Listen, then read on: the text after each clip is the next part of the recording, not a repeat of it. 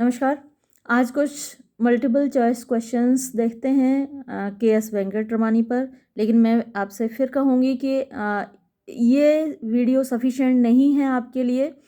आप एक बार मेरा पिछला वीडियो ज़रूर देखें के.एस. वेंकटरमणी पर, जिसमें मैंने उनके लाइफ और वर्क्स डिस्कस किए हैं। चलिए पहला क्वेश्चन देखते हैं। पहला क्वेश्चन है, what is the full name of K S. Venkataramani? यानी कि के.एस. वेंकटरमणी का पूरा नाम क्या है? और आपके ऑप्शंस हैं कावेरीपट्टनम सिद्धार्थ वेंकटरमणी, कृष्णा सिद्धार्थ वेंकटरमणी, कृष्णा सिद्धांत वेंकटरमणी, और यहाँ थोड़ा सा कुछ हो सकता है कुछ और लिखा हुआ हो, मिसप्रिंट हो। फिर है कावेरीपट्टनम सिद्धनाथ वेंकटरमणी। तो देखिए, सिद्धार्थ वेंकटरमणी नहीं है। कावेरीपट्टनम तो पहले में भी दिया हुआ है, लेकिन वहाँ सिद्धार्थ वेंकटरमणी दिया हुआ है, तो उनका नाम सिद्धार्थ नहीं है। और यहाँ भी कावेरीपट्टनम है और यहाँ पर सिद्धनाथ है, तो ये उनका सही नाम है। पूरा नाम है उनका कावेरीपट्टनम सिद्धनाथ वेंकटरमणी। तो ये जो डी है ये सही ऑप्शन है आपका। सेकंड क्वेश्चन है, name the king in whose court his ancestors served. तो हिज की जगह यहाँ आएगा the ancestors of K S. Venkataramani. कहने का मतलब ये है कि आपको उस राजा का नाम बताना है जिसके कोर्ट में, जिसके दरबार में एंसेस्टर्स यानी कि पूर्वज के.एस. वेंकटरमणी के काम किया करते थे। और 4 राजाओं के नाम दिए हुए हैं, सोराभोजी फर्स्ट, सोराभोजी थर्ड, सोराभोजी सेकंड और नन ऑफ दीज। तो क्योंकि 3 ऑप्शन हमारे पास सोराभोजी हैं, तो जाहिर सी बात है कि ऑप्शन इनमें से एक होगा, वरना 3 एक जैसे राजाओं के नाम नहीं होते। अब हमें पता लगाना है कौन सा है, तो इसका सही उत्तर है सोराभोजी फर्स्ट।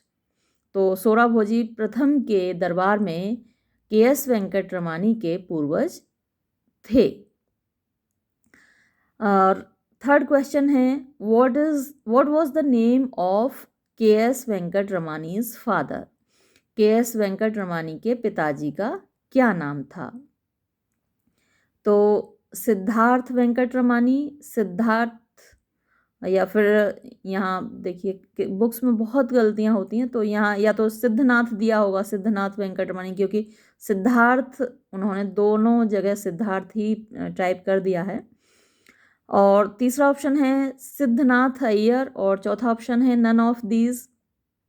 तो इसमें जो सही ऑप्शन है वो है सिद्धनाथ अय्यर। उनके पिताजी का नाम था सिद्धनाथ अय्यर। तो के.एस. वेंकटरमणी के पिताजी का नाम सिद्धनाथ अय्यर था। चौथा क्वेश्चन देखते हैं, फ्रॉम विच कॉलेज डिड, ही की जगह के.एस. वेंकटरमणी पास हिज ग्रेजुएशन।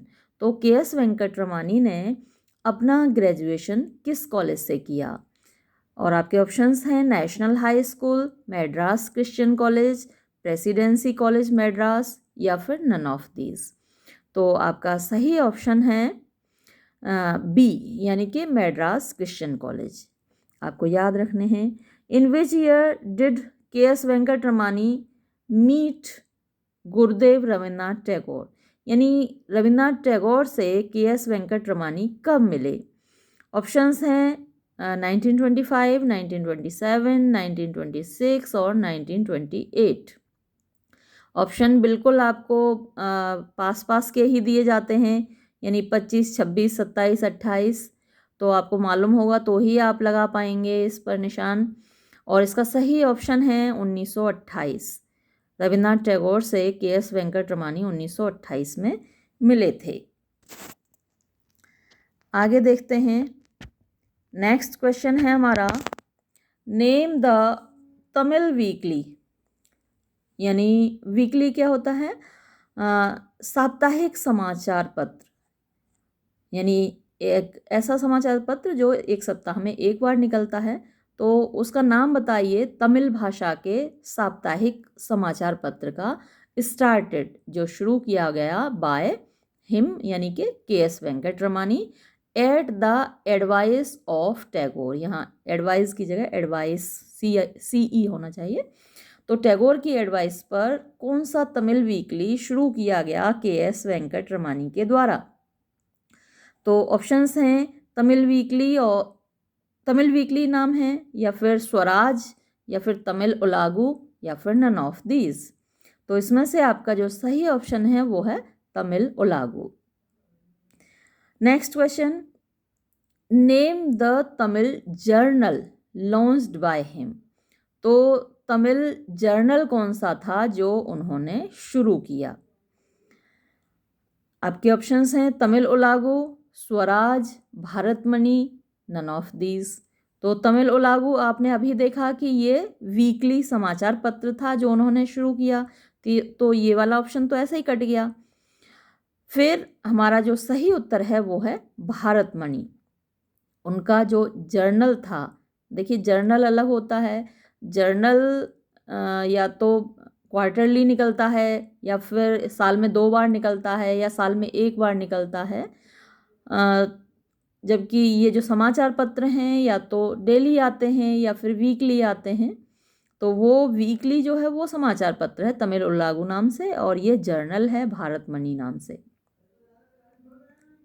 नेक्स्ट आपका क्वेश्चन है, फ्रॉम विच डिसीज हैज़, ये ही की जगह वही के.एस. वेंकट रमानी सफ़र्ड। तो यानी कौन सी डिसीज़ से, कौन सी बीमारी से पीड़ित थे के.एस. वेंकट रमानी? तो जब पिछली वीडियो में आपको याद होगा कि हमने पढ़ा था कौन सी बीमारी से उनकी मृत्यु हुई थी।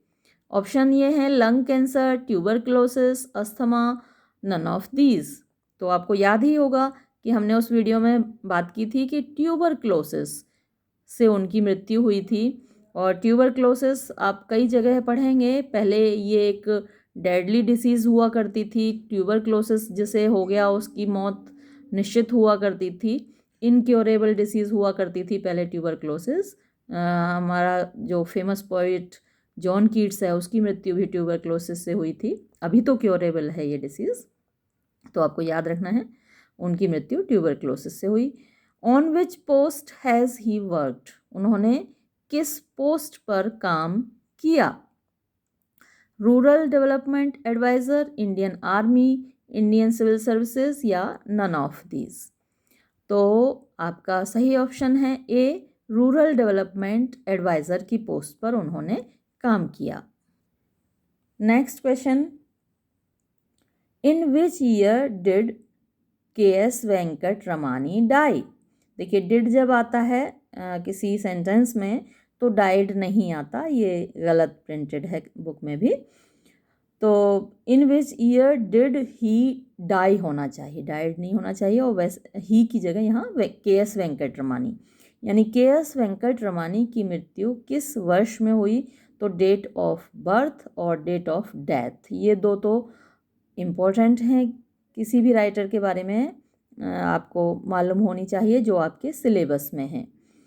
तो इसमें ऑप्शंस हैं आपके पास 1950, 1952, 1951 और नन ऑफ दीज। तो इनमें से सही ऑप्शन आपको याद ही होगा, पिछले वीडियो में आपने देखा था, ये बी है सही ऑप्शन 1952। नेक्स्ट है, in which year Paper Boats was published. तो पेपर बोट्स उनकी एक रचना है, वो किस वर्ष पब्लिश हुई? ऑप्शंस हैं 1920, 1922, 1921, 1923।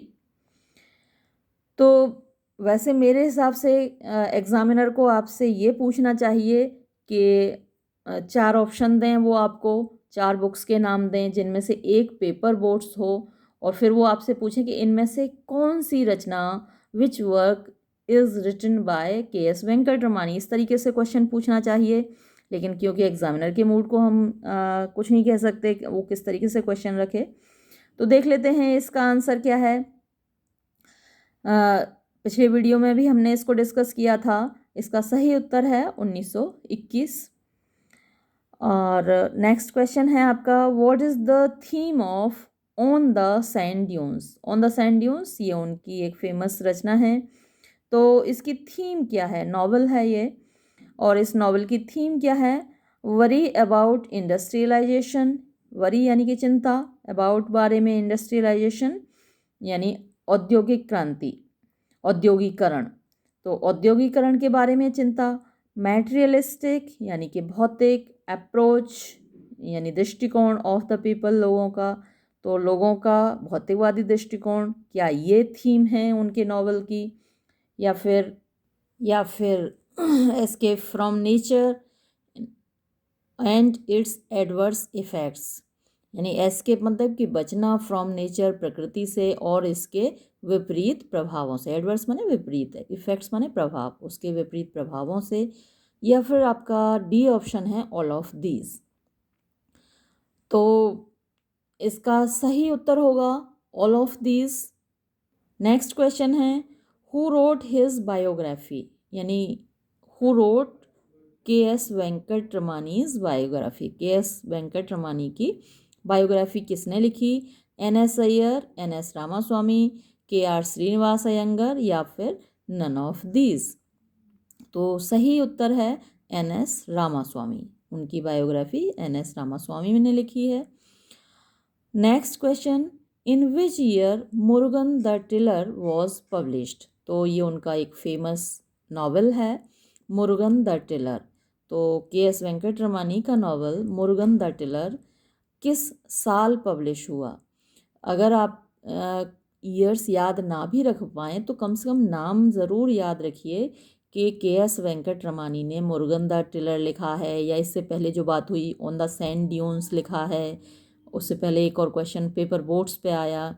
तो कम से कम इन वर्क्स के नाम ज़रूर याद रहें आपको, अगर ईयर भूल भी जाएं। तो चलिए ईयर हम देख लेते हैं। हमारे पास ऑप्शंस 1925, 1927, 1926 और 1928, ये ऑप्शंस हमारे पास हैं और सही ऑप्शन 1927 है। What are the themes of the novel Murugan the tiller. तो what are the themes यानी कि विषय वस्तु क्या है ऑफ द नॉवल, उपन्यास की Murugan the tiller. Murugan the tiller जो उपन्यास है उसकी विषय वस्तु क्या है। ऑप्शंस हैं starvation, rural reconstruction, Gandhian philosophy, all of these. तो आप देख रहे होंगे कि ये जो इश्यूज़ हैं एक दूसरे से जुड़े हुए हैं, यानी स्टारवेशन था ही, भूखमरी उस वक्त थी ही, आज़ादी से पहले गांधीयन फिलोसफी प्रोमिनेंट थी ही, रूरल रिकंस्ट्रक्शन ये लोगों के दिमाग में था, इसकी डिमांड थी। तो आपको देखकर लग भी रहा होगा कि ये जो सही ऑप्शन इसका होना चाहिए वो डी होना चाहिए।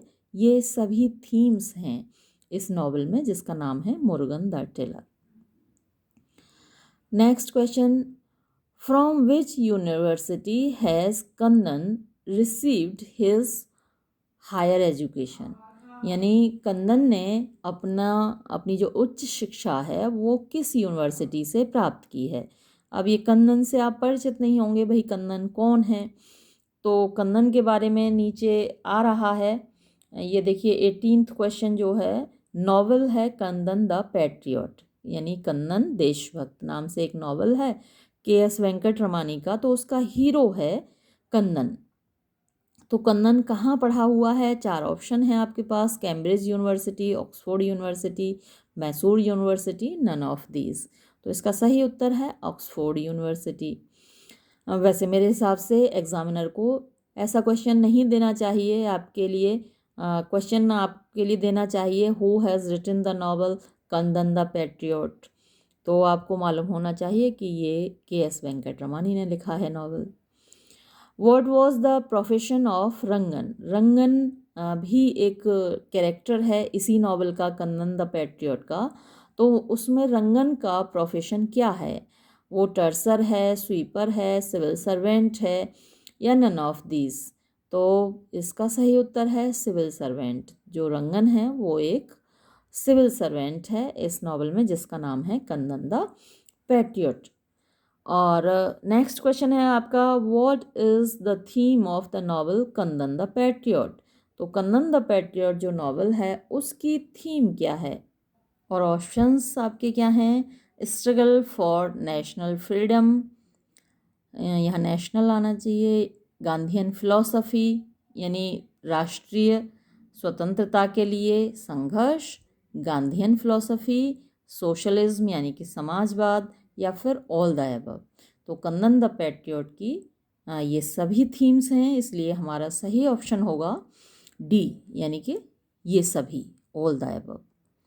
नेक्स्ट क्वेश्चन है, at Madras Christian College hostel, यानी जिस कॉलेज में पढ़े थे वेंकट रमानी, तो उस कॉलेज के हॉस्टल में the group of Venkat Ramani, Venkat Ramani का जो ग्रुप था, दोस्तों का अक्सर ग्रुप होता है हॉस्टल में जब रहते हैं, तो was known by the name, तो उनको किस नाम से जाना जाता था उस ग्रुप को? 4 ऑप्शन है आपके, ओलंपियंस, सोशलिस्ट, एकेडमिशियन, या फिर नन ऑफ दीज। तो इसका सही उत्तर है ओलंपियंस, उनका ग्रुप ओलंपियंस नाम से जाना जाता था। और last question, his friend N Raghunathan was the editor of which newspaper, तो ये एन रघुनाथन उनके साथ ही पढ़े थे के एस वेंकट रमानी के साथ, तो के एस वेंकट रमानी के फ्रेंड, दोस्त एन रघुनाथन किस अखबार के संपादक थे?